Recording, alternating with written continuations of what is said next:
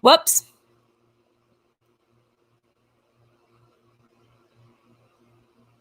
Okay, Sean, roll the tape.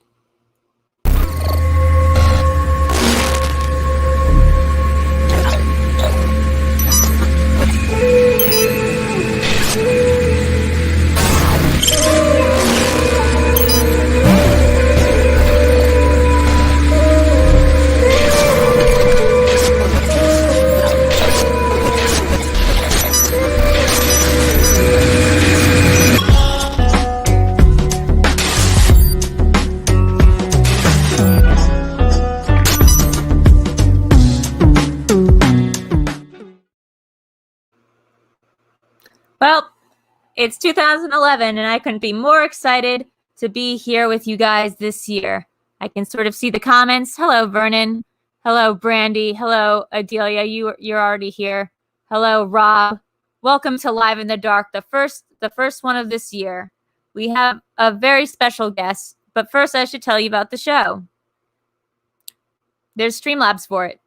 You go to it. It's streamlabs.com/Videodrew, and you can send money. And it does the thing with the bar. And there's like a little thing that happens, and it'll make a noise, and it will read your comment.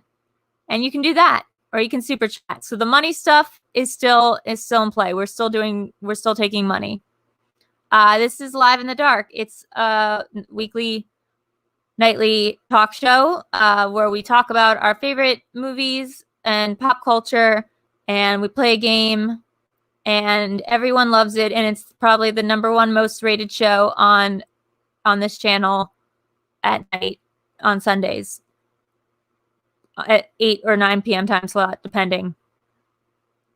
We're gonna figure that out for the new year. But we have joining us, as always, I guess again for 2021, it's the Crow, Video Crow. It's Danny. I love how excited you are for this new year. Yep. So how was your New Year's Eve? Nope, my turn. What did you do this year? I watched Sabrina, the series, not the competitor. Yeah, that'd be creepy. You just went to Sabrina. So what you're telling me is you went to Sabrina Ramirez's house, and you looked in the window to see her and Brandon Hanna and what they did over the holidays. Anything interesting? Find out any good goss? She cut her hair, Now it's more small. It's more small. Yeah. Hot goss. Sabrina's hair is more small. 2021, new Sabrina. New Sabrina. And she's got that cat, and its name is, I want to say Warlock or like Winston, but it's neither of those. It's Salem. It's Salem? Was it always Salem? Yeah, even in the non-existent cartoon of Sabrina, was it Salem there too? Yeah, and it was in the 90s, which is the best version, of course. Okay, well, he's kind of like Garfield in that we can hear his thoughts, and that's unnatural.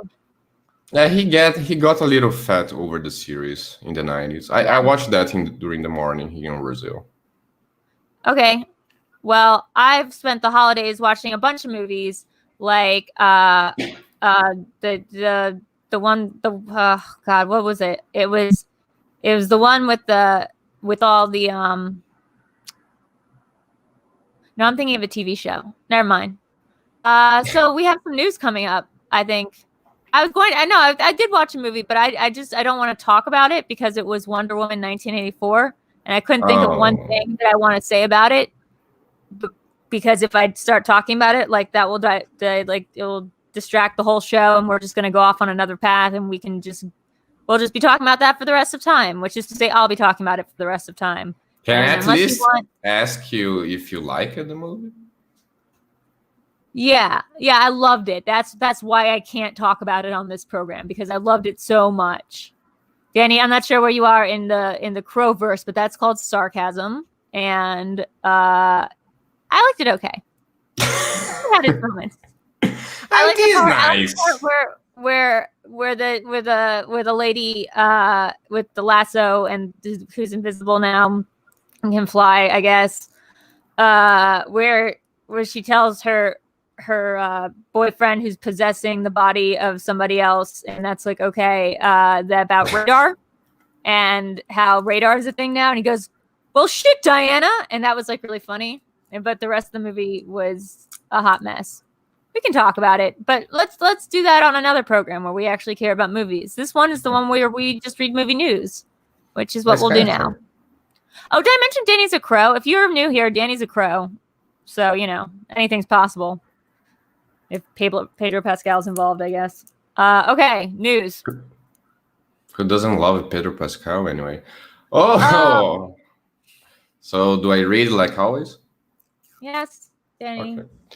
Wonder Woman 3 in the works with director Patty Jenkins. Warner Brothers has fast-tracked development on another installment in the DC Comics franchise, with Gal Gadot returning to star the film. I think there is like something cut out in the header. Returning to star. No, returning to star, period. There's a period missing, but that's it doesn't need to be grammatically correct. Yeah, okay. I mean, Danny, you have thoughts on this?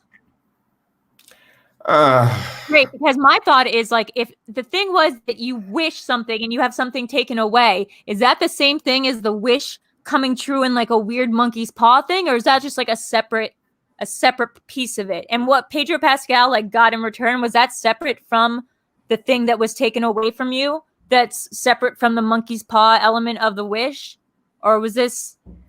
How did this work? And how come when the son wished for his dad's greatness, he didn't get his dad's greatness? Like, why didn't he get the dad's power? You would. You're asking for rules that I have no idea how. The thing that bugged me the most is that she is very scared of the god. Oh, spoilers! The god in the stone. She's but they never mention his name. Who is he? Is that like the Warfather?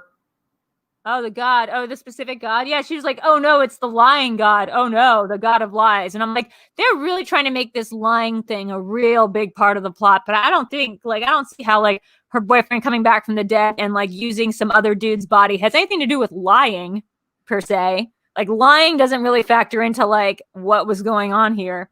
Like maybe a really muddled and problematic idea of the Middle East in the 80s, but not lying.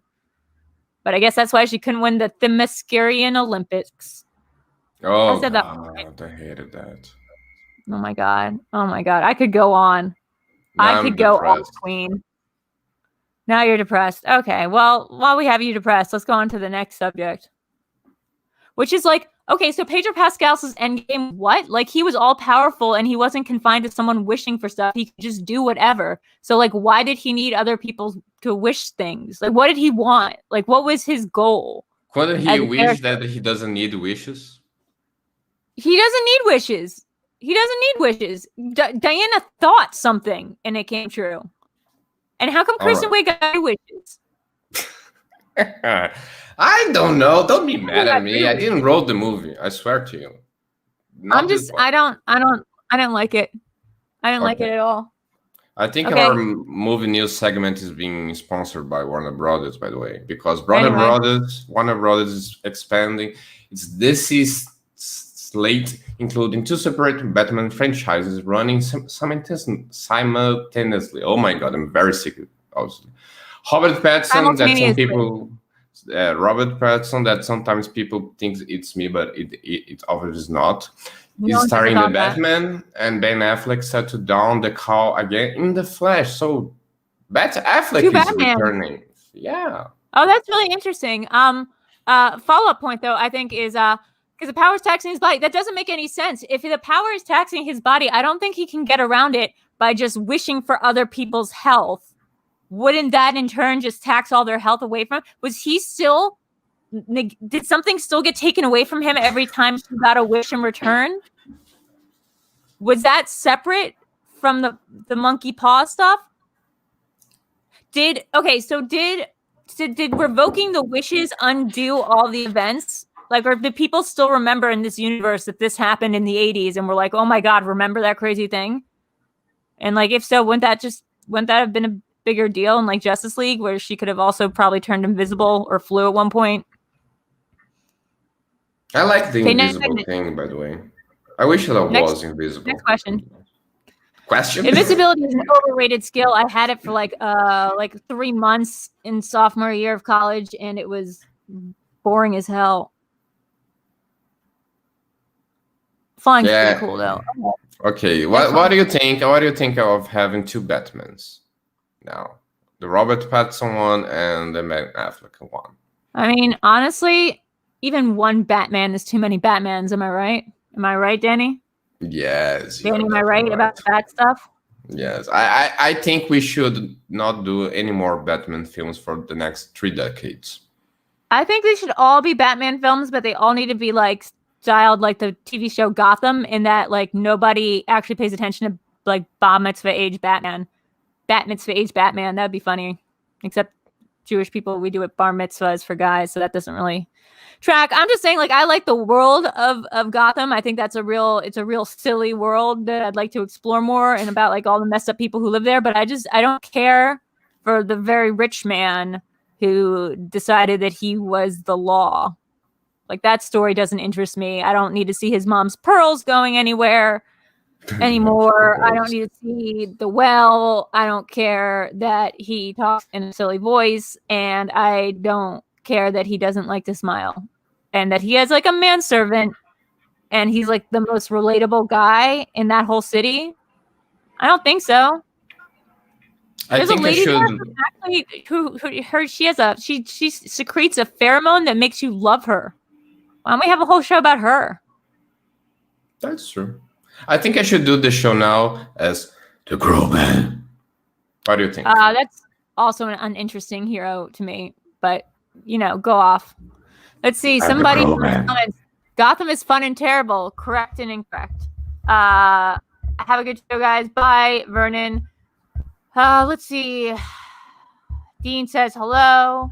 Adelia is saying something else, probably about how great Wonder Woman is. Wonder Woman is fine. The problem is the writing. That's the problem. Then it's not fine. If the writing's the problem, then it's not fine. That's not how movies work, Ryan. It looked okay, because that is also incorrect. It did not look that good. Also, the action sequences were shot terribly. Also, the acting was like, eh. I like it. I like it. It was fine. You're like my mom seeing me after a school play. Oh, it was fine. There's all the other kids that sucked. Did you didn't like school play? I didn't like having to memorize lines. I liked all the attention. I did not like having to memorize like things to say. I'm not very good at it. And also, I'm a very mood-based actor. Like I feel like acting like whatever mood I'm currently in, and I don't want to have to pretend to not be in that mood or remember things that I don't naturally remember. So I guess I'm pretty method in that way, that like I really immerse myself in the character, and I don't want to have to say fake things, because acting is itself a lie, which somebody probably should have told Gal Gadot. Probably a lie. It's all imagination. Yeah. Pedro Pascal is actually is not blonde. Let's see. There's more comments, but I can't read. Guys, the Streamlabs is open. Send money in. Okay, next. I'm just reading that. Yeah. Next one. Next of the comments. Because we have a very special guest joining us tonight. Somebody that we've been trying to get for like 8 months here. And wow, Sony Pictures developing 7 TV shows and 3 movies based on PlayStation franchises. What could these 10 total properties be? God of War, GTA, and Devil May Cry are all the options to be movies. Okay, since I'm the gamer. No, first of all, Last of Us is one of them. Oh yeah, that's right. Did you play The Last of Us? What? Did you play The Last of Us? No. Well, I'm not going to play video games unless people pay me. And I am not good at toggling stuff and shooting at the same time. I'm really, really bad at like toggling my like the part where I'm supposed to view the stuff and the part with the. And I don't agree with gun violence, and I don't really care for video games. And you can find me on twitch.tv.videodrew, /videodrew, where I'll be playing The Last of Us, I guess, if anyone wants me to. Also, I feel like that game is like the Batman of games, and that I don't know that much about it, and it makes me angry, and it has a lot of money, and it takes itself really seriously. Do you remember, like, last year where you played that weird game of the boy in the black white world? Yeah, those were the one days. where with Tom, one where the guy turned out to be named Tom, and he had a creepy little sister. Exactly. That was called Nightmare or something. I'm playing a scary one called Park. I'm doing a lot of fun things. You can catch me out, but that's a different show. So, what would be one Sony video game that you'd want to see in a movie? I'll go first. It's Until Dawn, and it's just the video game Until Dawn, but they just made it into a movie, and Rami Malek is still there. I think that God of War would be interesting, depending how they do it. Is that the Nicolas Cage one? Yes, definitely. That's Nicolas Cage as Kratos, the God of War. Yes. You love that company. You love Ubisoft, right? Like you're a big Ubisoft head. Like Ubisoft. No. I like ID Software that makes Doom. Oh yeah. And we don't talk about the Doom movie, okay? Nobody talks about it. The Rock, The Rock's in it. Yeah. It came out in a certain year, and I feel like that's all I'll ever have to know about it. Exactly. Now, that's it. Nobody talks about it. Wait. Okay, so tell me real quick, what's the plot of Doom? In the game, or that would take so long to tell the plot of Dune. Basically, demons invade Mars. Shoot at them. That's fine. We're not in Mars, so that should be fine. Yeah, of course. Just let them do that. Let them do that. I mean, come on. It's a fun. Doom is one of the most important games of history. Why? The 1993 one, because it basically made first-person shooters popular, like to this day. We have like those little kids playing like Call of Duty and all those games, Fortnite. That would exist without Doom. There is a whole documentaries about the development of that game. Fascinating. And you are bored. No, I know I'm not bored. I really like this. Doom is aliens on Mars and demons. Demons, sorry. Wait, so there's like a god? Yes, there is a god. Okay. So when Diana wished for her boyfriend Steve whatever to come back from the dead, and he did, but he did it by being possessing another guy's body. Does that mean that there's a god? Because he was in an afterlife, and if not, did that mean that she literally wished up God and heaven? Did her wish accidentally create heaven, and then when she unwished it, did it like uncreate God? Well, my line of thought, not like her friend's God, like not just like the people she hangs out with, like off-world God people. I'm talking about like God, like God, like my line of thought is like Lucifer, all those properties is still inside the DC universe. So if there is Lucifer, there is his dad. So there is a God in the DC universe. Wait, so in MCU there's Lucifer? No, in the DCU. No, because Lucifer is part of part of DC because of Sandman. He even appeared on that TV crossover. Wait. No. It's not that like everything from Sandman is canon in the DCEU. That I don't agree with. But Lucifer appeared on the. They all give him the letter D. They don't do shit. That's not a thing. We need to have some DC guy in the next show to figure this out. Yeah, I do like the part of the movie. Come on, Drew, say a compliment. Say a compliment sandwich. Yeah, I did like the part of the movie where Kristen Wiig was like, I want to be popular and strong. And I was like, wait, that's already two wishes. Those are two separate things. And then what she did was she took off her skirt And then she was just immediately popular, and I was unclear about whether her wish came true or if she just got off her skirt and like it was like a high school movie, and suddenly, oh my god, she's popular because just. And technically, that were 3 wishes, right? Like popular. She got 3 wishes. She got strong, popular, and then she got I want to be a cat.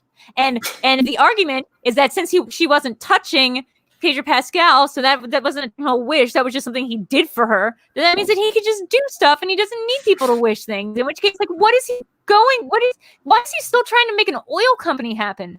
Who cares? You're a god. Not the god, but you're a god. My Jesus. My Pedro. Anyway, we should have on our special guest because this is the time that we usually do that. Let's see, I killed like 20 minutes. Burn that through. Okay, guys, yeah. This is a guest that's definitely happening. There's absolutely no way that they can back out now. We were supposed to have them on about 3-4 months ago, back when life was exciting and new. Just kidding. But we saw them for a brief minute on our very last show of the season at our what was it, Christmas Live in the Dark Christmas Carol. Yeah, especially. So I don't know what happened that night. I think I ate some bad shrooms or something. But we have on this show tonight, we have welcoming Jen Kempe. Hi, guys. Oh! I am here for real this time. Oh, wow. Yeah, I think you some got people me. believe she wasn't. I was like, oh, no, she's I'm glad there's not no ready. ghost here. Like, there might be some regular ghosts on the show, but at least they're not trying to change your persona today. So I'm happy to be here for real this time. And Jen, we're so happy to have you. How does it feel being like one of the few competitors in movie trivia Schmoedown who is both a competitor and knows who David Lynch is?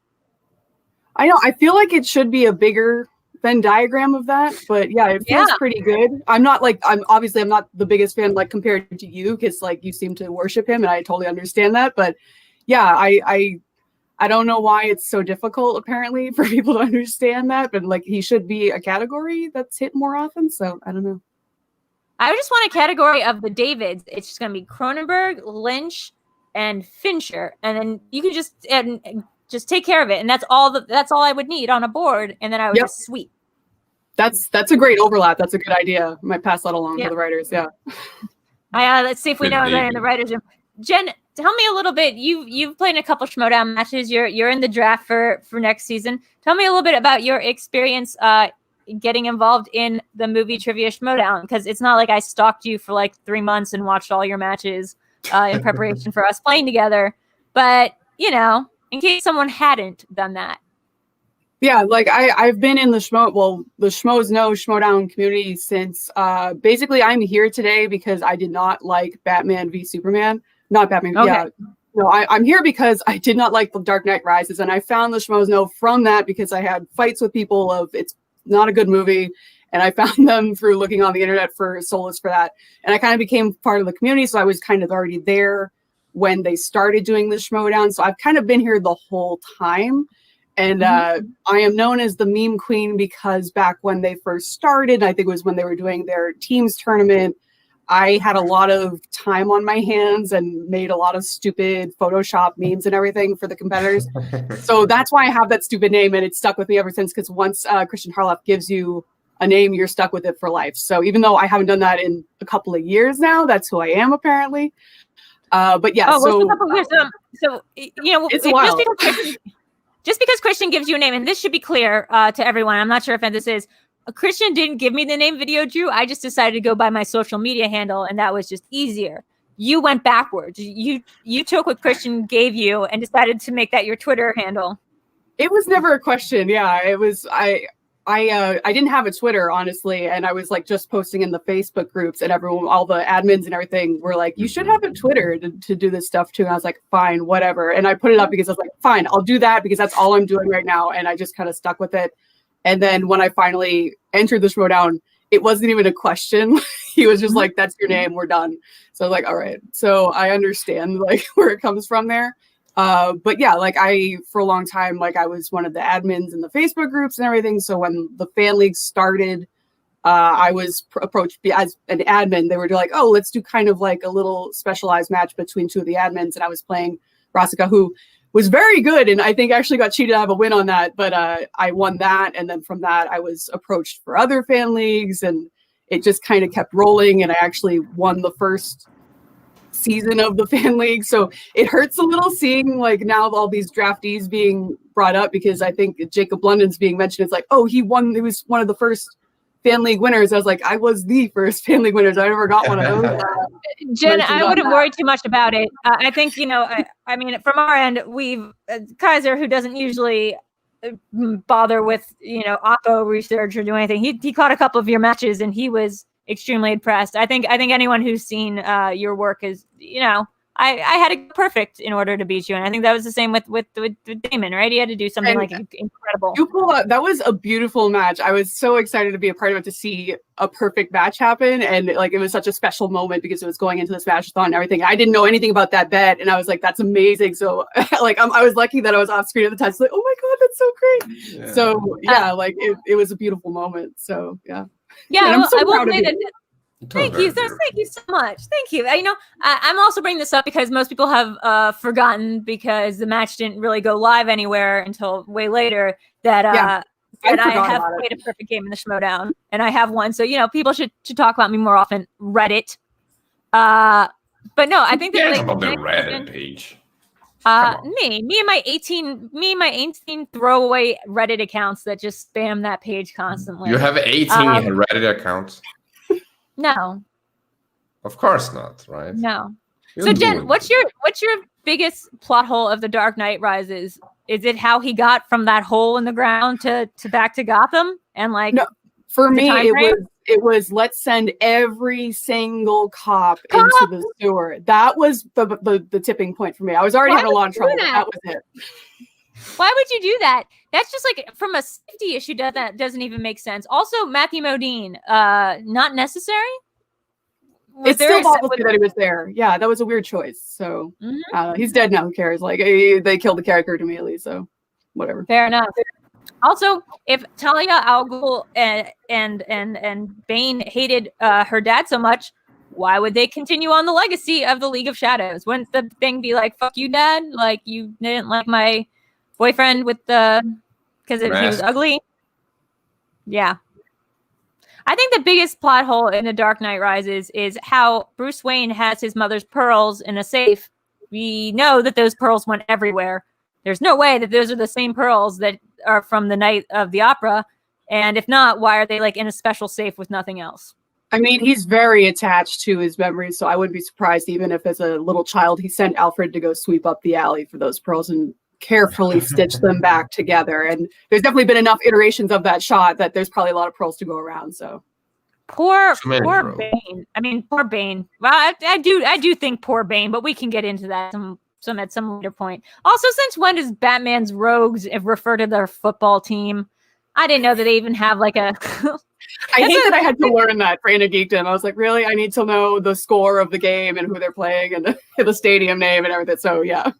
How was this? Coming from New York, it's supposed to be Gotham is supposed to be. Let's just be honest here. Gotham's supposed to be New York, but for the movie they did New York, Pittsburgh, Chicago, and it just really upset me when we got the shot of the bridges exploding, because what they did was a composite shot of all the New York bridges and then like flipped them backwards, and so like it was just like really confusing to look at. It looked like the one.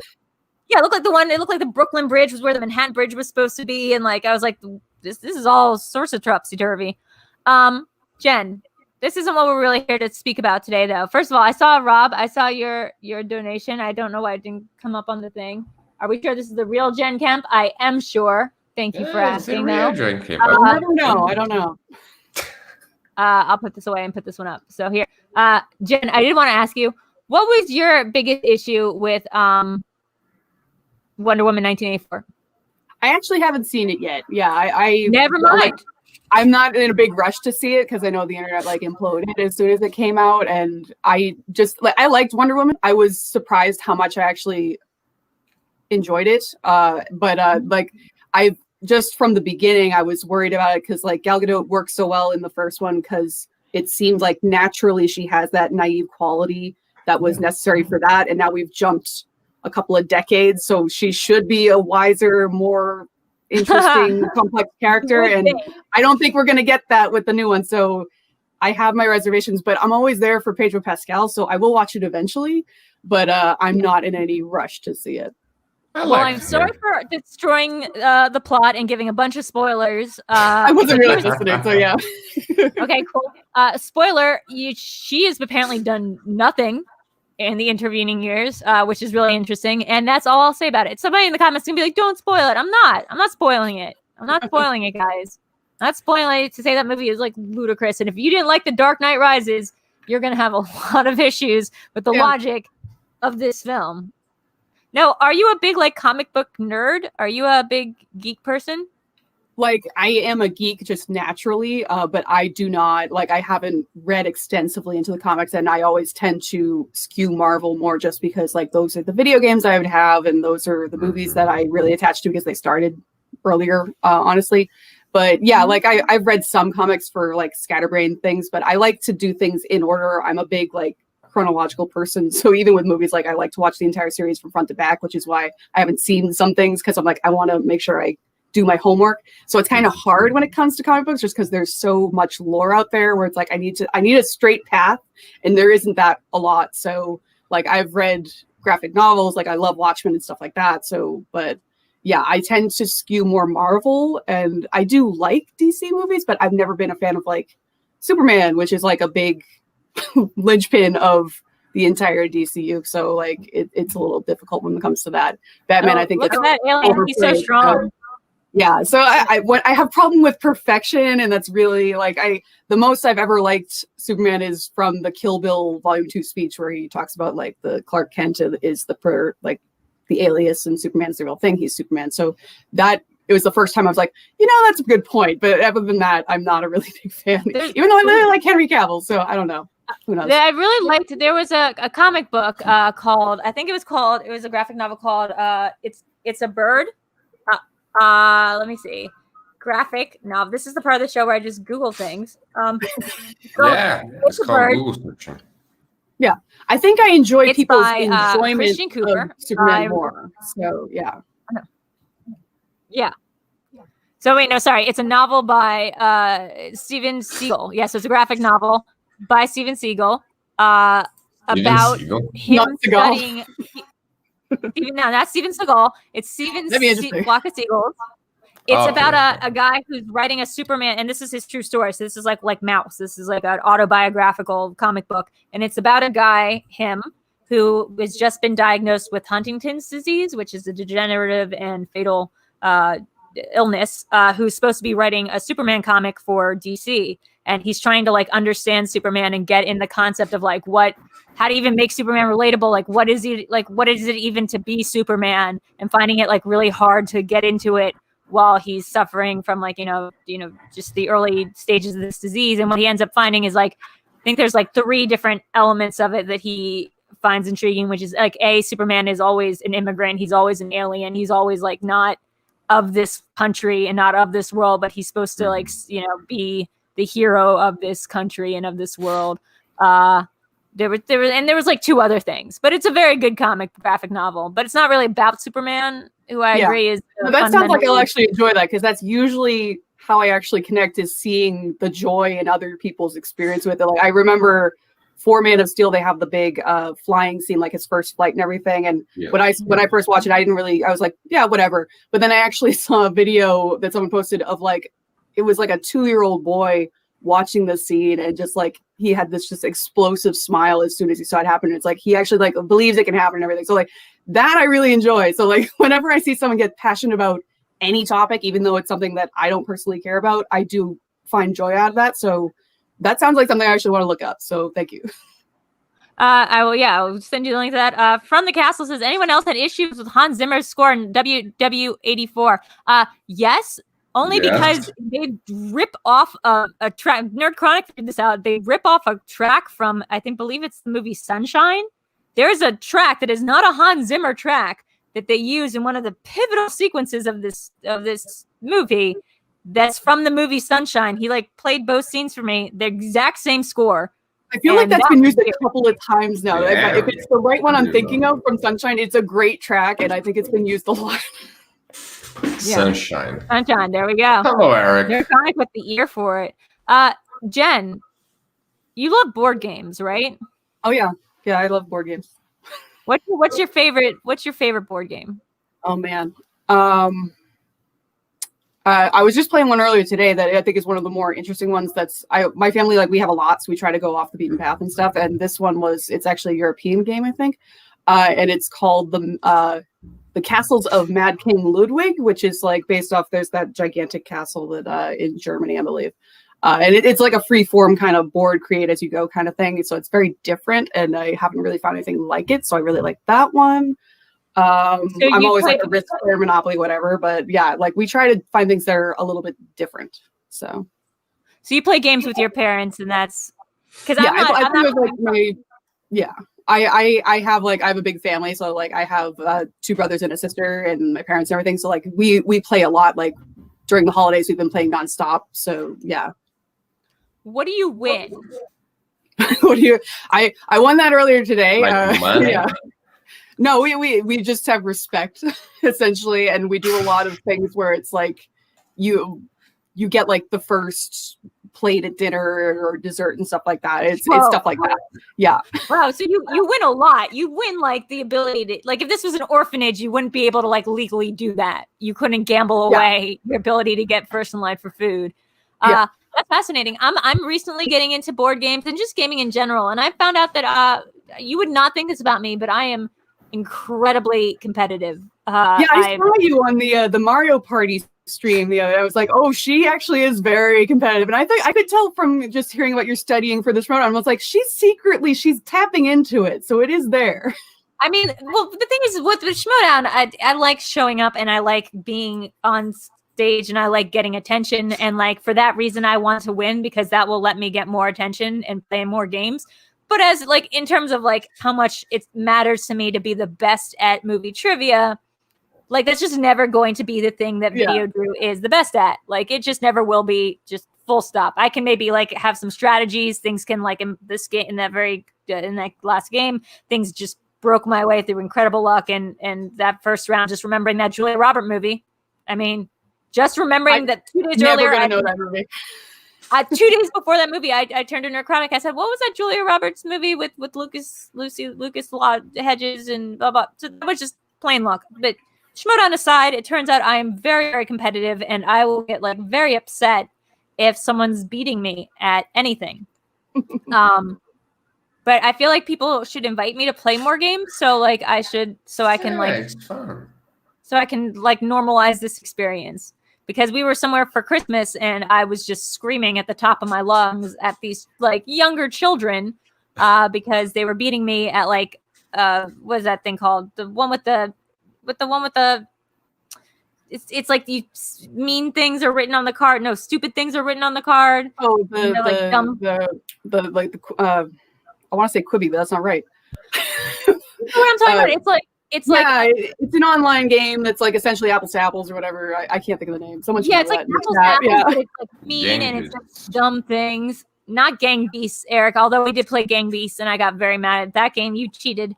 It was this other one. It's not Eric. What's it called? Come Taboo. on, Eric. No, help us. We didn't play Taboo. Eric, what's it called? The other one. The one at the night, and you put Mexican down as the last card. Cards Against Humanity. Yeah, that's like the R-rated apples to apples. Yeah, that's it. What I don't like about Cards Against Humanity is that game should reward you for being creative, and therefore you should get to write your own answers. Yeah. You shouldn't just have to pick from other people's answers. That's not right. Yeah, so I think there's some versions that do have like blank cards that you can write on and everything, so that like you have a random ass thing. But then it's like usually when I've done that, it's been an inside joke from like months ago. They're like, I don't know what this means anymore. So yeah. Have you ever played the Jackbox party games? Yes. Yeah. So that's essentially what that is. Yeah. Yes. Yeah. Do you feel the need when you play like Quiplash to be the funniest person? And if people don't find you the funniest person, then you will get up and leave halfway through the game because like it's not worth playing. Yeah. People are dumb. You Philistines. Yeah. I will be very upset when I'm like, that's funny, damn it. Yeah. So yeah. They've done psychological studies to prove that it's not about who's funniest. It's about who in the group is most adept at being attuned to reading you have to read the other room. people. Yeah. So like it's I've played empathy ball thing. a lot, which is essentially that kind of feel to it, but you have more of a jumping off point. What is it? And that's balderdash, where it's like different categories and stuff, but it's like you all have to kind of like there is a correct answer, but it's something very obscure that mostly nobody would really know. So then you have to kind of like bullshit your way to an actual answer, and then people vote on what they think is real. So that's a really fun one, and that usually turns into like a bloodbath of craziness because everyone's like, "What the hell are you talking about?" So, do you watch a lot of TV like game shows? not really. I like honestly. Like I watch a lot of Jeopardy, if that wasn't clear, just based on the Schmoedown stuff. Like, I do a lot of the Jeopardy just because that's like a thing that like my dad loves to watch Jeopardy. So I grew up watching it and everything. And I actually was in the pool of contestants for a year, but I never got pulled up. And I think it's mainly because at the time I was this was back when they actually did the in-person auditions, and you take the online test and everything, and they go and you do like a little audition where you talk about yourself to see if you're not like a crazy person. But I was in a room where it was me, a college student, and everyone else was like 50 plus.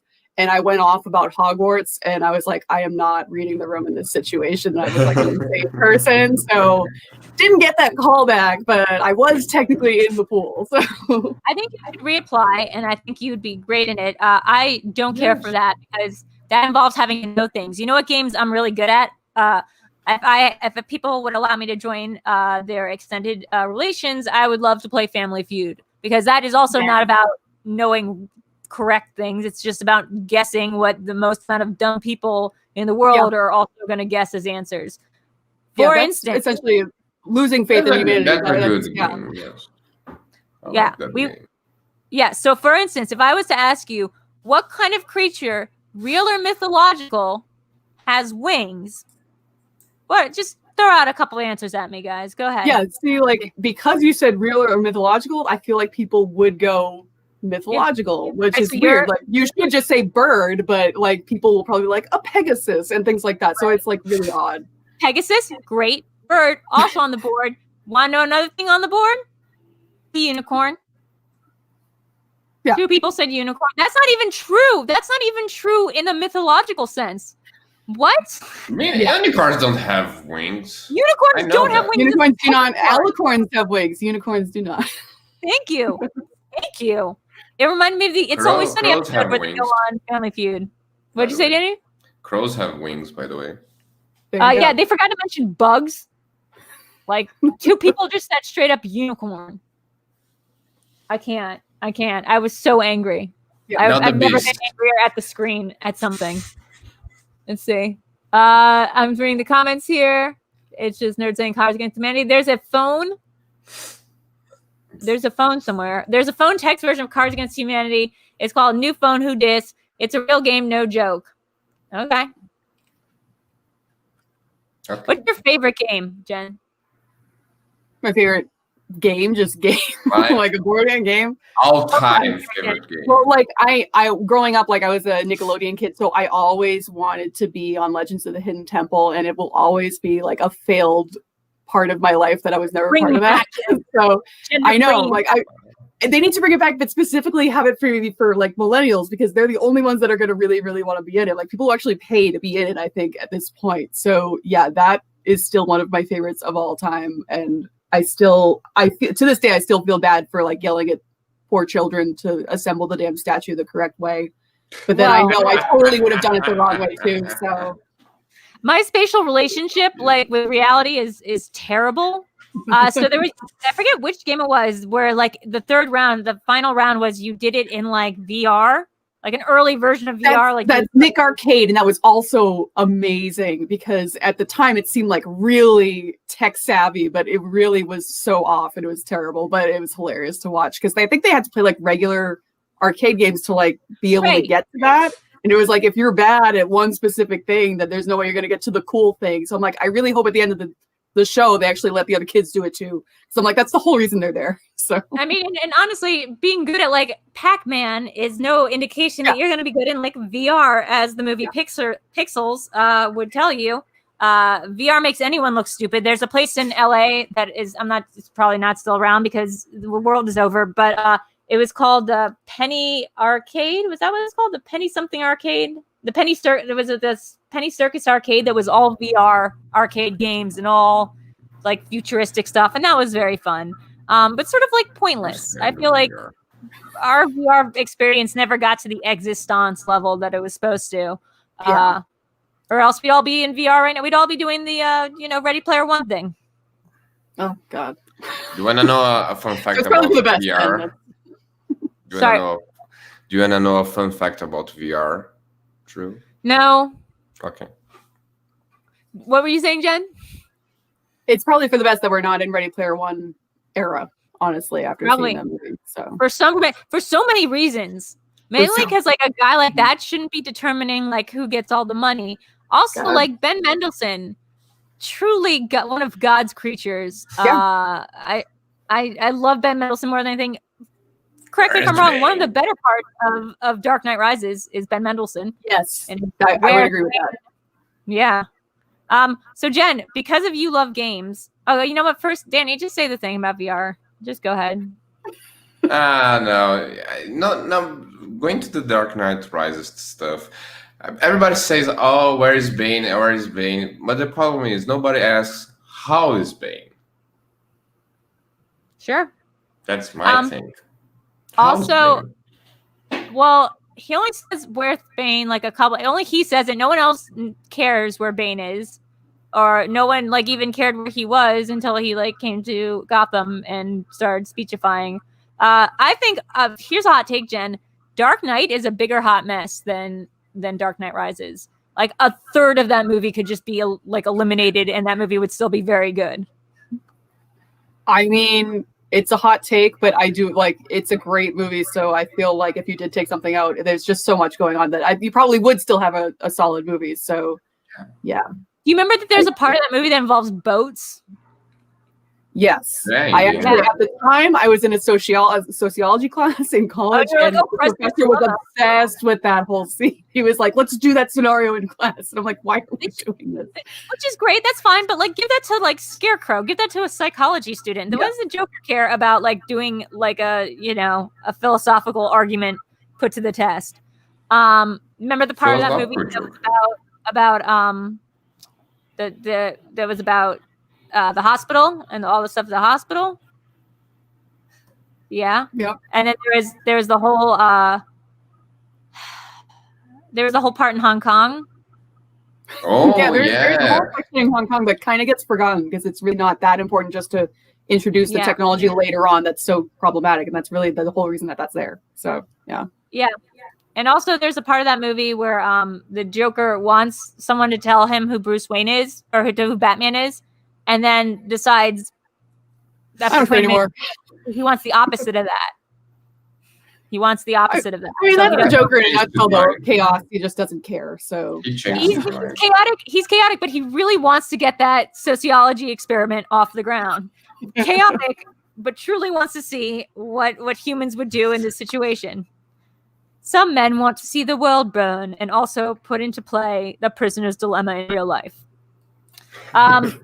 Jen, that was my impression of Michael Caine. Not sure if you could tell. Guys, nailed it. It's wonderful. So Streamlabs is still open, guys. Streamlabs.com/Videodrew, and you can super chat. But Jen, we have a game for you, and I think you're gonna like this game because it involves your two favorite things, as far as I know, because I don't actually know you that well. But it involves games and movies. So if you loved if you loved a third thing, you probably like one of them. Yeah. Yeah.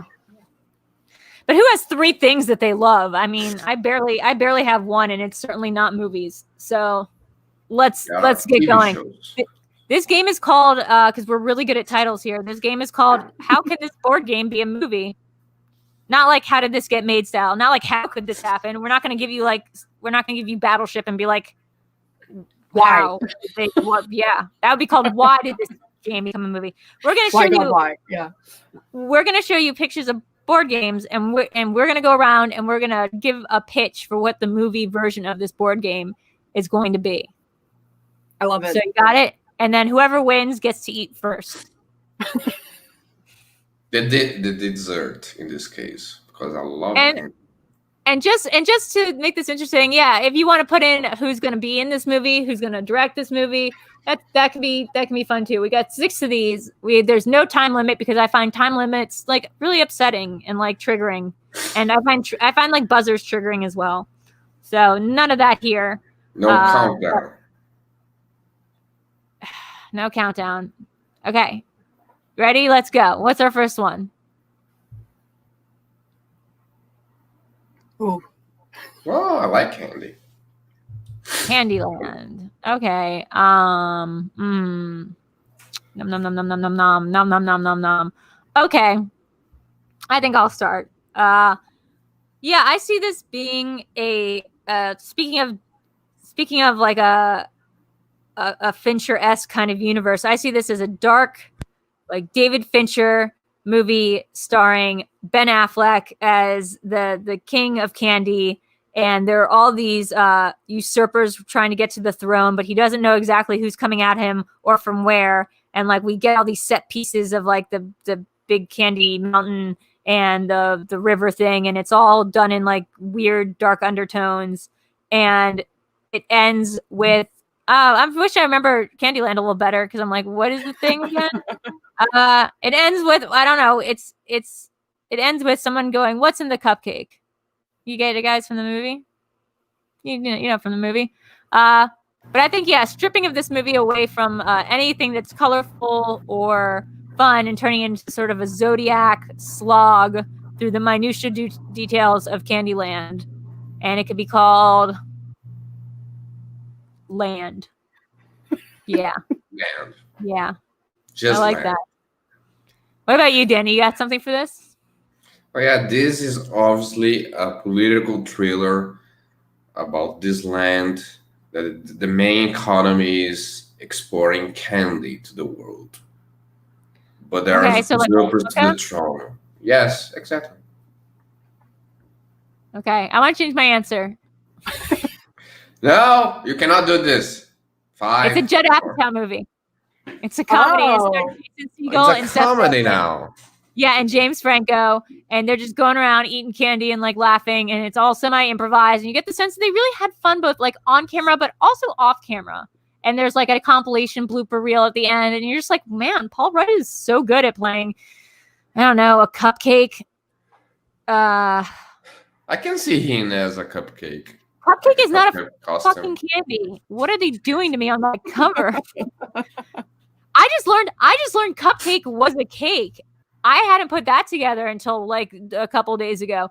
Cupcakes are supposed to be small cakes that fit in cups. They don't remind me of cakes at all. Anyway, Jen, you got something for this? They're like mini cakes.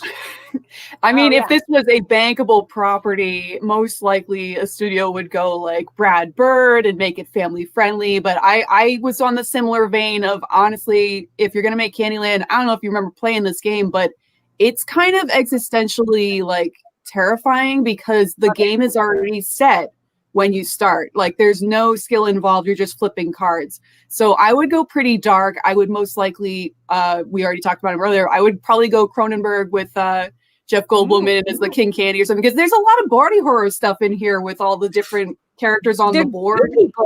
There's a goo lady, I think, right? Yeah, there's like goo.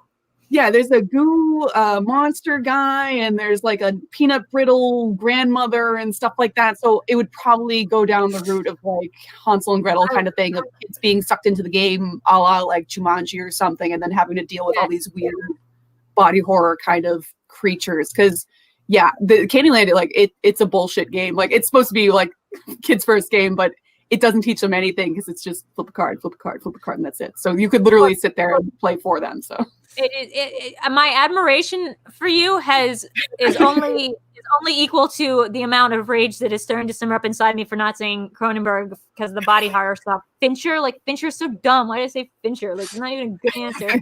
Okay.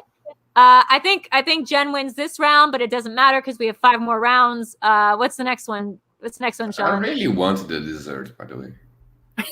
Operation. Ooh. Oh God, I want to go back to Fincher on this, but I'm not going to. Guys, I give me some know. directors. Stop. Okay, you know what? I will think about this outside of directors first, and I will just reconceive of this whole thing. Operation as a movie. Okay. Can I go first? Yeah, go ahead. Do you know that episode of Rick and Morty that they go inside a person's body? You mean no, but I know that movie. I know Like, Inner Space. I know that movie like Inner Space with Martin Short and Dan Slade, like that. Fantastic Voyage and stuff like that. I don't know the Rick and Morty one, but it's been done a lot. So yeah, continue. Yeah. Continue. Yeah, because they create like a park inside the person's body. That would be like a version of this movie, but with aliens. Okay. I mean, I would say that that's getting way too off the base material, but then again, Battleship also had to deal with aliens, and I believe that was not originally in Battleship. Aliens always sell. Come on. We need to have more aliens here. We need more sky beams. That clearly hasn't been done enough. Okay, you know what? I'm sticking with my answer that this is a David Fincher movie. Okay. I mean, he can be as busy as he wants. So yeah, give him all the projects, honestly. So this is returning him to his 7 roots, though. This is about a guy who is being held captive and forced to undergo many operations, removing different parts of his body, and each one is representative to something he did wrong in his real life. I guess we could give it to James Wan or like Lee Winnell, but like it's gonna be stuck in like somebody's basement. It's gonna be real torture porny.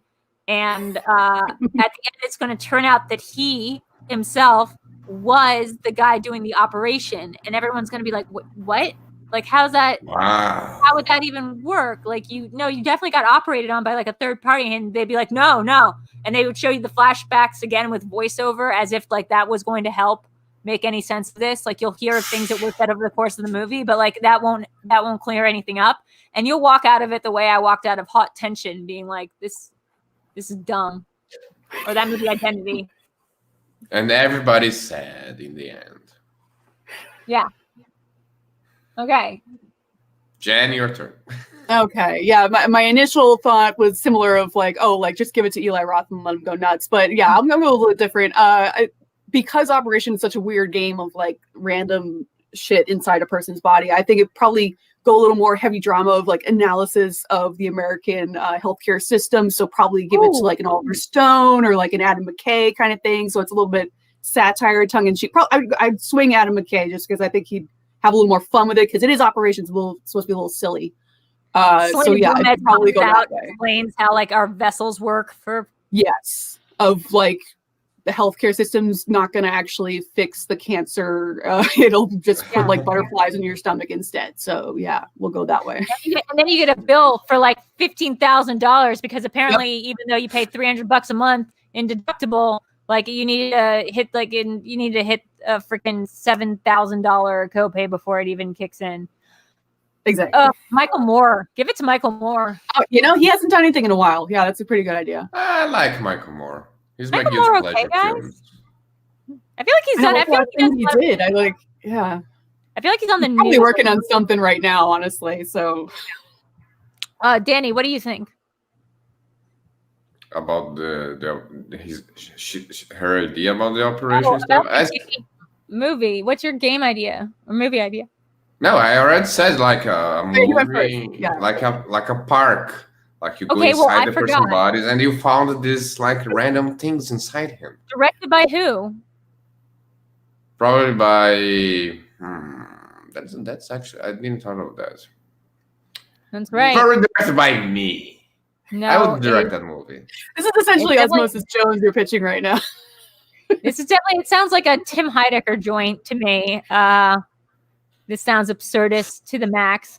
What you're also describing is, I don't believe the game of Operation. I believe you're describing the Magic School Bus. That's the thing where they went in people and shrunk down. I think the ultimate irony of this movie, no matter how it ends, it has to end with the removal of the funny bone, and then it turns out that that's what we can't live without. That's and then it's just like, wow, and it just cuts, and then it's like, wow, credits roll. And everybody likes the funny bone. Yeah. And everyone's like, well, that was a pretty good ending, but like still, how could he have been the surgeon doing the operations on himself. I don't think that's a thing. It's a head scratcher. It's a thinker. You got to rewatch. That's good. You want to get people back in the theater to watch it again. That's a good idea. Good marketing I'm strategy. going to see it because Justin Theroux is the star, but like other than that, like it's not going to be up my alley. Okay, so let's go to the next one of those. Oh man. Oh my god. So okay, I got it. Y'all saw I believe this is right. You all saw Fede Alvarez's Crawl, right? He did Crawl. Yes. Yes. So this is like the sequel, and it's about these hippos, and they're super hungry, but also they're fighting Godzilla in this one, because he's just a giant stand-up lizard. So it's one Godzilla versus, like, let's say 50 hippos, but they can coordinate, like, with each other. They can, like, talk to each other. They're also very smart. Their teeth are done with practical effects instead of CGI, because the director took a real note from like the Sonic movie and doesn't want to make that mistake again. They're all voiced by the same person, and that person is Cate Blanchett. So it's going to be. Oh Jesus! I don't know. I'm going to give it to Blumhouse. We'll have it be a Blumhouse production. I think really it's going to be like about the friends you made along the way, probably. Kevin Hart. I don't think there's any beating that, honestly. Yeah. Hungry Hippos. I see this more as a series. I think it probably, like, because we're kind of like, there's no Teenage Mutant Ninja Turtles really for this era.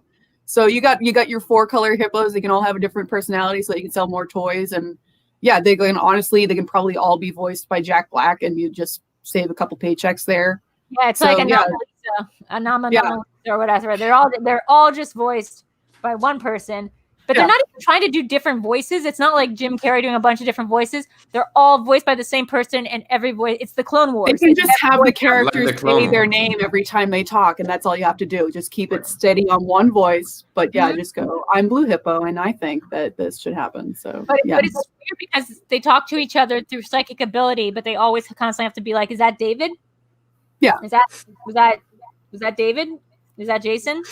So yeah, I think it's 4 hippos, all voiced by Jack Black, and they probably go to the big city, and it'll be a little bit like Three's Company or something, where the neighbor doesn't know they're actually hippos. But yeah, Tim Curry's gonna get so mad. He's gonna be so sus about hippos coming in on a trench coat. I also think it's gonna really say something about like the body shame movement and the body positivity movement. Yep. It's gonna be about how these hippos were denied access to going on planes and stuff. And I think it's also, maybe I'm just out on a limb here, it's really gonna have a trenchant, poignant thing to say about life during COVID. Sort of like that Mockingdale it's song. a metaphor. That no, it's not gonna be hard to eat up all those marbles when you're wearing a mask. Yeah. So yeah. No, Danny, it's not a metaphor. It's going to be literally like that Michael Bay movie where it's like COVID is happening, but now it's in the future and Demi Moore's in it. It's going to be like that, but they're hippos and so they're immune. Oh, and the hippos and the city perceives the hippos as the enemy, but in the end we discover they are the heroes that we deserve. Yeah. So it's sort of like nature is returning. So the hippos are taking over New York as the last of humans are dying out. Jack Black and his 4 psychic hippo friends are just sort of like reminiscing, and maybe it's more of like a Terrence Malick film. They're just reminiscing about like the beauty that was humans and all the horror that they wrought on the world. Donald Trump will make a cameo though, being like, it's down there to the right or whatever. And they'll eat him. It'll be fine. Yeah. And they'll eat them because they are starving. I've never seen the point of Hungry Hippos. Talk about a game with no skill needed whatsoever. I have broken so many of those hippos by pounding it so hard. You can't play it, aggressively. It'll pop right off. So yeah, it's quite a feat. Yeah, I love that game. Nostalgic. I didn't understand that. It's like when I first got and it's like the first time, but also up until including today, when I thought you played Nintendo by holding the controller and then moving it to like, just doing that thing. Still kind of mad that that's not where we're at with the games. That's where we should be at with our controllers. The controllers should be our hands, and we shouldn't need controllers anymore. Hot take. There you Okay. go. Game. New ideas for the games industry. Oh, wasn't this a movie? Wow. Wait. Oh, that was Mouse. Well, Mousetrap is a play that was made into a movie, so this is a little bit different. Oh, yeah. You're right. With Michael Caine and the original and Christopher Reeves. Yeah. That's true. Mousetrap was It's an a play actual that was turned into a movie. Good job, Jen. It is a great film. It's a great play. It's got a lot of actually like the longest running play or something. Really? I might be making that up, but I think it was like the longest running, not musical, not whatever, but like a. It wasn't Cats, but it was Mousetrap, which is ironic. Yeah. That's the opposite of a cat is a mouse. Always an animal. Yeah. I will suggest that people go see this movie if they haven't seen it. Like, get Mousetrap. Like, I watched it on a plane a couple years ago, just revisiting it, and I was like, first of all, great, like Christopher Reeve, not as Superman, really good. Secondly, it's like it's the kind of movie where it's like what Saw wants it to be, where it's like every 5 minutes there's like another reveal and like another part of a hat trick, and the whole movie's just like, twist, twist, twist, twist, and it's after twist. And since it was a play, it all takes place essentially in one room, which is like my favorite kind of movies too, where it's just like just pick a location and just do it there. Stop moving around, goddammit. Mousetrap. Well, that's just Saw. Let's just be honest. It essentially is. This is a kid's version of Saw, so it's this hard is to Saw for get off kids, of that. basically. But because it's Mousetrap, like Disney has a lot of money, they could buy this property if they want to go like sell like the sequel for Ratatouille. Yeah, like there's the Escape from Tomorrowland. Like they kind of stopped that from making any money, but they could do it themselves and have their own little critical look at the inner workings of the Disney property, because they've essentially trapped every single IP under their umbrella. So they could go that way. Good point. Good point. Siri, name some directors that are big right now. Danny, you go. For me, it would be like a sequel, like a very dark sequel for Ratatouille. He gets trapped and trapped and trapped and trapped, and in the end, he lost the will to live, and he dies. Sorry, what? It's the sequel for Ratatouille, like the animation, Pixar animation, and I'm then not gonna go directors. That's just the directors. and it's directed, I don't know, by some animations guy. I forgot. I'm going the wrong way about this by thinking about it directors first, but you're thinking about the style first. Okay, you know what? Okay, fine. I'm just gonna do it. Phrasing, Drew, says Ryan. Okay, so I'm gonna do it. I'm gonna blow my wad with this one. Phrasing. This one is we're gonna give this one to David Lynch. And this is going to be David Lynch's use of like all of his weird, physical art. Like he makes lamps. He does a lot of physical, like he works in physical mediums, not just in movies and stuff. He does a lot of installation art. This is going to be David Lynch's chance to show off all his cool installation art and like machines and like whirligigs. And it's going to be a dark and nonsensical tale about a big vomiting blob of smoke and a man named Mouse who is a man named Mouse. Named Mouse. He's about 3 feet tall, but that's not why his name is Mouse, and it is never discussed in the film. And because we have no frame for reference, because everything in this movie is so gigantic and scary and big, there will be no talking in this film. It's going to be ambient, like Trent Reznor sounds exclusively. And at no point will we see the entire Mousetrap in sum total. We'll just see the remnants of different disembodied pieces of flesh, I feel like. This, ironically, will also start cheese. It must have cheese at somewhere in the movie, I mean, you gotta have the guy diving into a bucket and totally missing, because that is every single game of Mousetrap. No, you're not going to have that. What you're going to have though is the invocation of that. You're going to have, you're going to have Chris Isaacs voicing the Mousetrap thing that you dive into, and he's going to be just shouting out a series of numbers. And there's gonna be a tulpa involved. They're a manufactured mythological being that you willed into existence. And it's just going to take like 4 hours, which is about the time it takes to set up a game of Mousetrap. Am I? That seems legit. It's I'll pretty watch good. it. Yeah. I feel like someone can do better than that. But go ahead. I've been seeing it. Like, I've been watching a lot of holiday movies, so I just watched Home Alone 1 and 2. So I would like to see like a return to form for Chris Columbus doing another surprisingly horrific, just bashing people together. So we could bring back Macaulay Culkin, because he hasn't done anything in a long time. Maybe his brother, his more successful brother, will come back. Yeah, can Kieran come back? Hotter one? But yeah, we could have it be like a follow-up sequel, and it could be Kieran could finally have revenge for having his entire family make fun of him, the fact that he was like 5 years old and wetting the bed. So yeah, we can turn the table. That is correct, Jen. Kieran is the kid that's wetting the bed in that movie. Do want to bring up that is my new favorite genre of horror movies, though, is the home invasion turned Home Alone, but a horror, like You're Next, which is basically just Home Aloneing. Like, what's it called? I just watched one that essentially is like an R-rated Christmas. Oh my God, Better Watch Out. I just watched Better Watch Out for the first time this year, and that's essentially what it is. It's an R-rated Home Alone, and it's amazing. So there is one with the youngest Culkin. That's a horror movie. There's another one. It's got the Culkin family is big. And the one from Scream 4, the littlest one. Come on. I don't know. It's Holly, Kieran, and I want to say Lev, but that's not right. There's a third one. He was in Limelight. Anyway, in this movie, Martin Starr is the bad guy, so that really gives you a sense of what kind of home invasion movie budget we were working with here. But it's like they're breaking into a house of a agoraphobic person who secretly twists. Spoiler alert for the name of this movie. I can't remember the name of. Spoiler for this movie. It turns out like she and her family had like a torture dungeon thing going on, so they broke into the wrong home. Oh, so it's like Don't Breathe.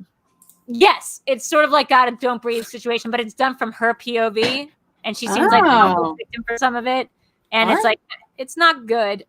It's not good. I mean, it's got Martin Starr, and it's like Don't Breathe, so I'll probably look it up anyway. Yeah, it's like Martin Starr, but Martin Starr's like really expanding his range, playing like a buff redneck, which just feels weird. It feels like maybe that was not supposed to be that character. It was not supposed to be played by Adam Collins, aka a last-minute replacement. Yeah. Danny, did you say something already? I can't remember. No, I read. You did Ratatouille too. Yeah, for me, it's the Ratatouille sequel that he kept being trapped until he lost the will to live and dies. Oh wait, I got a better one. Bong Joon-ho. Bong Joon-ho's Mousetrap. Wow. You don't even have to say anything else. I'm in. Like that's good because I have nothing else to say. It works. I have one more thing to say. Tilda Swinton. Yes. Okay. Sold. Money. There you go. You're welcome. So Bong Joon-ho's Mousetrap. Look for it. Coming to theaters or wherever you watch movies in, 1AF, whatever we call this next era. Okay. So I think I'm winning, but let's keep going. I still won the dessert. Life. I already blew my Terrence Malick wad. This does scream Terrence Malick to me. Yeah. Yes. Yeah. This game is also it's ridiculous. It's really, you know what? I want to give it to. You know what I want to give it to? I want to give it to like a Reed Morano, or I want to give it to somebody who's not going to make it about the conventional. Because life is very much like you pick a card and it's like, oh, you got married. Oh, look, your little husband's blue and you're pink and you're going to ride in the car. And then you pick a card. You had a baby. And like, what's even the point of this game? I've honestly, it's to make money. That's the thing, which is very interesting to be teaching kids that. But I remember playing this before and hitting the baby thing so often that I actually had to get a second car that was full of babies. So it's definitely interesting. I remember being a child. Maybe this was a little bit telling, and they probably should have taken me away and put me in special classes right then. But when I was a child, and whenever I'd get to the part where I want a baby, I'd be like, no, thank you. And they'd be like, no, you got to take the baby. And I'm like, feel like that would take away my money. I feel like I don't want the baby. Like the baby is going to be a drain on resources. That's a logical reason to not take the baby. Yeah. Let's see. I'm trying to think about who I want to give this to. We can make it really absurd. Which I do like the idea of making it like just non-binary, non-gender conforming. This is just life. This is now like Moonlight. This is now like a heavy drama, but just about a non-conventional life. Starring Riz Ahmed, maybe. Ooh, I like that. Riz Ahmed as the protagonist. I like this idea. I mean, first of all, just selling it Riz Ahmed. Let's give it to Riz Ahmed. Let's give it to... Yeah, this feels like an A24 special. Lucas Hedges is probably there because he's in everything they do. Yeah. I mean, you can also go in a different direction and give it to like someone like, I'm not just reading from the list of main directors. William Friedkin. No. Darren Aronofsky. That's who I was thinking. Aronofsky. He could do something interesting with that, yeah. Because he's halfway between Terrence Malick and some really fucked up shit from Requiem for a Dream. Yeah. Yeah. It's like you could pass whatever their version of Go is and possibly lose an arm or be forced to suck dick for heroin or, be Jared Leto. Or you could like pass Go and like have to sit through the entirety of The Fountain and like be like, what? What? This one? No, don't blame Brad Pitt not being in it. That's not what tanked this. Don't release a graphic novel before. Like, no. Ugh. And that's kind of like life when you think about it. So it's the ultimate metaphor. Wow. I never heard that about Brad Pitt before. Oh, that he was supposed to be in The Fountain? Oh, yeah. Hell yeah. Hell yeah, he was supposed to be in The Fountain. I even forgot about that. It was erased from my brain. Well, unless some random casting, like the casting that never happens, ends up being another Schmoedown question. It's Hey, you never know. There's gonna be a lot of new categories coming in. There might be like a what if scenario slice. So that's happened before. There's been a couple questions before that's like this person ended up not taking the role, and you're like, Are you fucking kidding me? Is that it could be like asking questions outside of movie? No. Anyway, yes to this. I like the idea of this life thing, and then, but who's the actor? Who's the director? The female director that I'm thinking of that does a lot of these sort of deeper. It's not Lena Dunham. It does a lot of these sort of nuanced slice of life from non. I mean, I'd like to see Olivia Wilde do another film because I loved Booksmart. So I'd give her another property immediatly. Yeah, I mean, she's gonna. Olivia Wilde would be a great choice. I think now that she and Jason Sudeikis are not together, and she no longer has like a blue guy. So she has a different outlook on life. So yeah, I'd like to see what her take would be. Right. Yeah. Like if there's like if you can lose the little blue guy, if that was an option, I would have liked to know about that as well. No blue guys anymore. Let's make it not about money either. Let's make it about. Let's see what the game of life is about. You could do it like you could do it like a totally animated film where you like similar to like Wreck-It Ralph. You're talking about like how it's all this weird predestined kind of stuff of because you're just like your career is just flipping a card and stuff like that. So it's like I have to be this and I don't want to, but I am. So it's probably. I'm just realizing that's essentially the Emoji Movie, so this is probably a bad pitch. But first of all, crazy cool with knowing the plot of the Emoji Movie. Let's say this is sort of like Jumanga. They would never accept that. This is like Jumanji, but this is the version of Jumanji where it's like we're in the dystopian now, and people are revolting against it the entire time. Yeah. What do you mean I get a mortgage? What do you mean I got to buy a home? What kind of beautiful magical world is this? Like they don't want to leave the magical world of life in which you get cars and children and financial stability. You're definitely losing some millennials and Gen Z. They're going to stay in the game. Like that's just going to happen. If you get a baby boomer, they'll probably leave, but everyone else is going to be like, I'm good here. I actually own a house. Yeah. So it's going to be like Pleasantville sort of. Yeah. You know what? I would love to just. I'm good with that. I think that's where we landed. Yeah, it's Pleasantville. I would like to just see as a video, like on YouTube, introducing Gen Zs to playing this game and seeing what they think this game. Yeah, I don't know if there's been an update anytime recently because I know like the end of the game is retirement, which I think is a word that's going to be phased out pretty soon in society. So yeah, Yeah, I don't think people Oh my god, know this that's almost as anymore. funny as Monopoly. Yeah. You know, when you own property. Fuck. Jesus, that would be the day. Okay, next one. And by the way, I just said this isn't a game where it's us versus. It's us working together now. This So we're all doing has become a workshop, and I Of think any of these course, pictures you are going to would work. do this one. Yeah.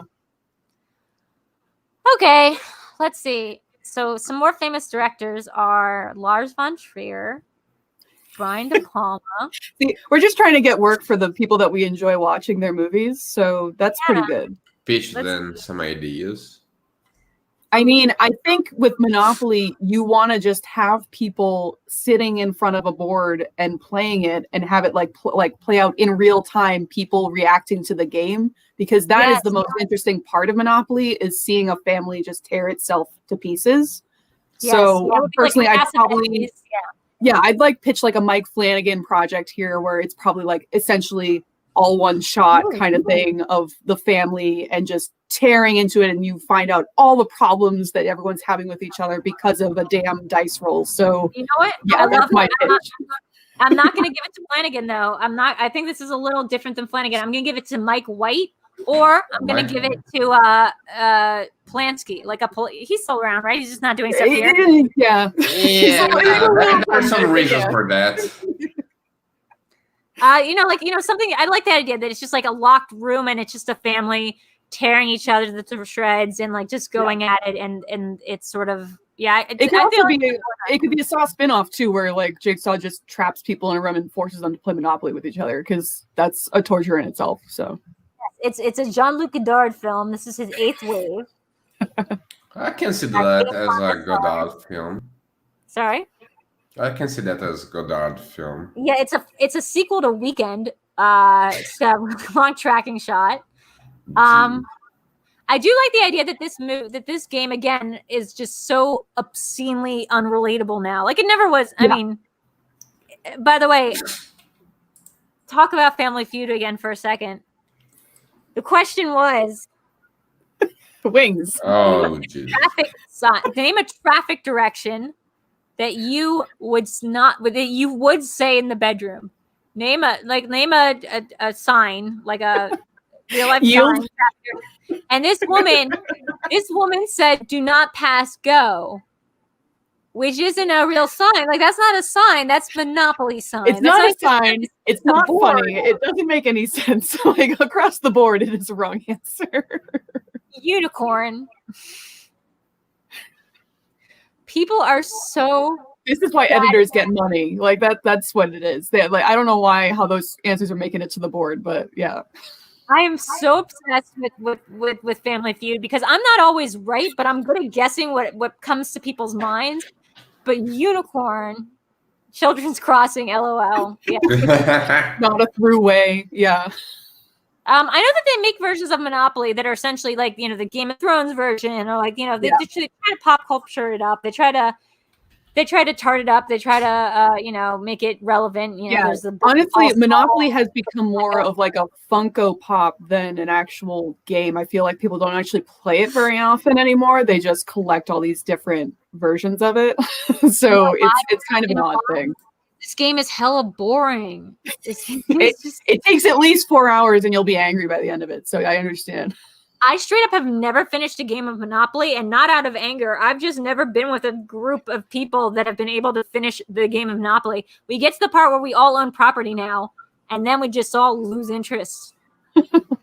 So maybe in that way it would be like a Terrence Malick movie. Around hour 3, I'm just getting out of the theater, whether the movie's over or not. There are some pictures with unicorns with wings on Google. It's an alicorn. They're just called, what do you say, Jen? What are they called? Alicorns are like a combination of Pegasus and unicorn together. Yeah.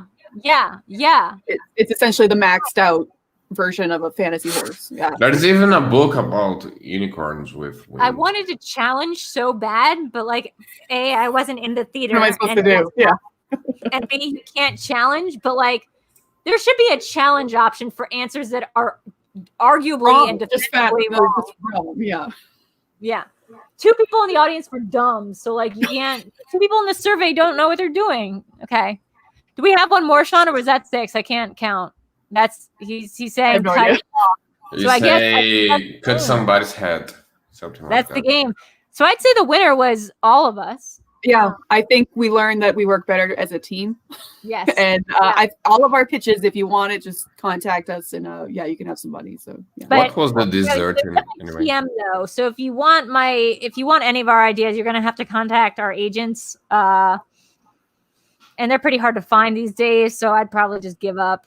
Just do your version of Battleship 2, the sequel with the aliens. The Revenge with the We didn't have aliens. Diana in a single one of our films. We've totally failed. So I mean, I want to look it up. Okay, hey Siri, board game movies that are happening now. Okay, so In Her Shoes. I know there was a Tetris movie for like a long time. They were talking. I heard about the Tetris movie as well. Yeah, I don't know They where it is.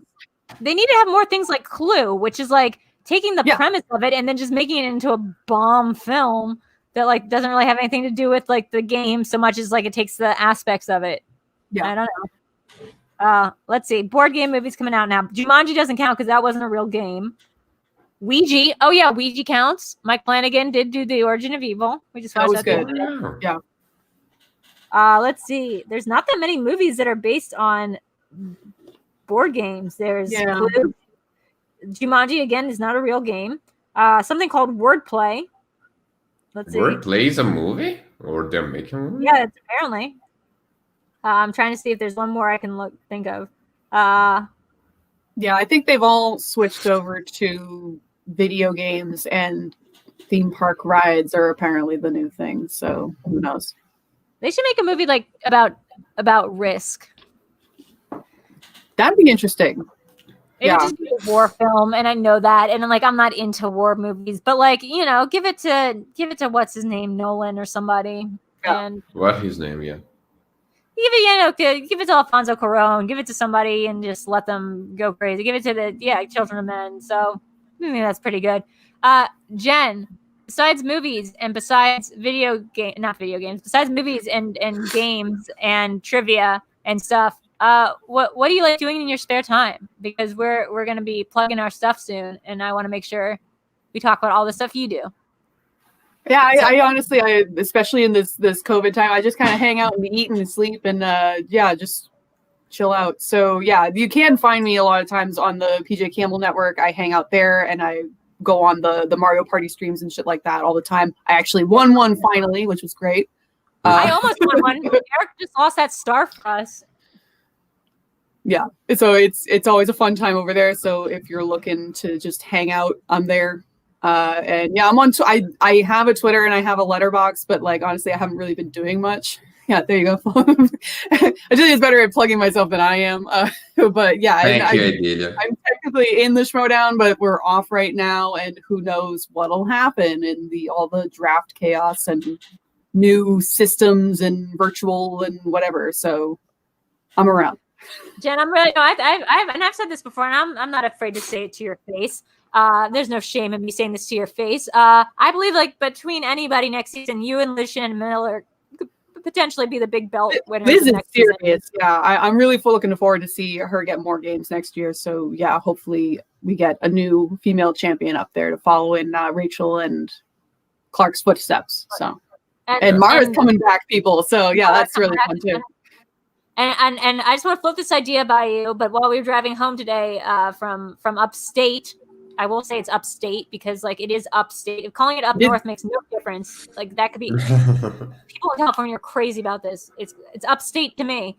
Driving back from upstate, I was talking and I was thinking that if you, me, Liz Shannon Miller, and Beth Bay all become friends, we could be the four, and it was Muppeteers. We could call ourselves the four Muppeteers.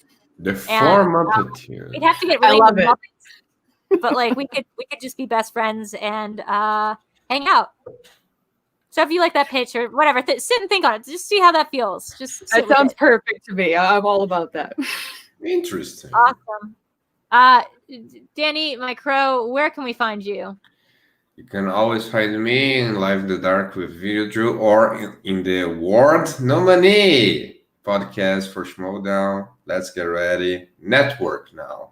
We rebranded it because we don't just talk about Schmoedown. We talk now about Star Wars, sports, I guess. I don't know. And you can find me there because I do all the videos for that. Okie dokie. This is me. This is my channel. So like and subscribe. God, I always forget to say that.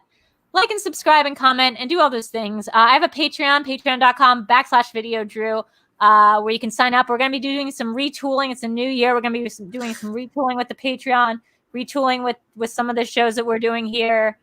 This show is now officially canceled. Sorry to inform you guys like this. Just kidding. This show will be on. I believe we're going to be keeping the 8 p.m. hour just because I think 8 p.m. works a little bit better, especially with East Coast people, and it still gets dark at 8.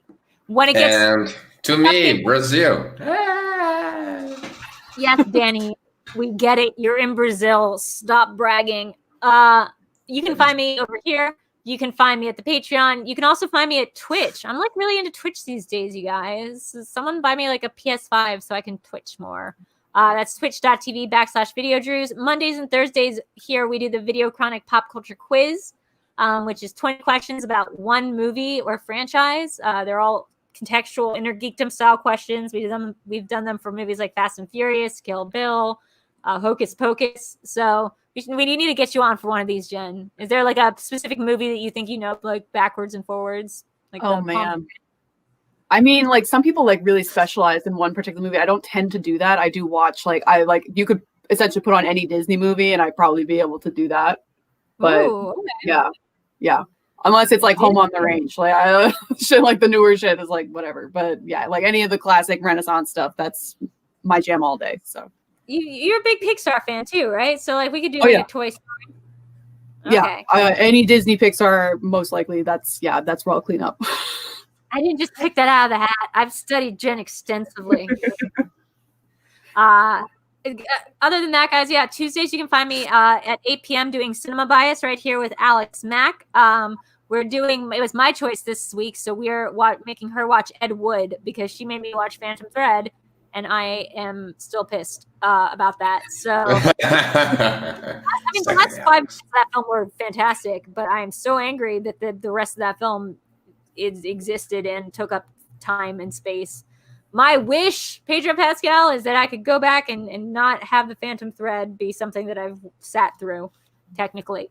Other than that, guys, I'm in the movie Trivia Schmoedown. Please catch a new show that I'm doing, that I'm writing for, called The Catch-Up. It's on Rotten Tomatoes. It's like on all their social media channels. It's really cool, and I pretend like I know stuff about Star Wars. And people ask me all the time, they're like, wow, did you really write this, or did someone research it for you? And I'm like, no, that's offensive. Like I Googled, like I don't have to say the name of the Star Wars person. Like it's Ra's al Ghul or whatever, with the hair thing. But like, it's, I forgot to mention, guys, with our Patreon, we do have the after show. Jen, not to put you on the spot, but hopefully you can, you're more than invited to come to this Zoom party that we have post show. So guys, if absolutely. you are on Patreon, please show up there, and we will see you shortly. Okay. Other than that, guys, I will see you next week when Danny will still be here, but Jen probably will not be. Maybe she will be. Maybe it's Jen every week now. Who knows? Who knows? Not me. Okay. Night.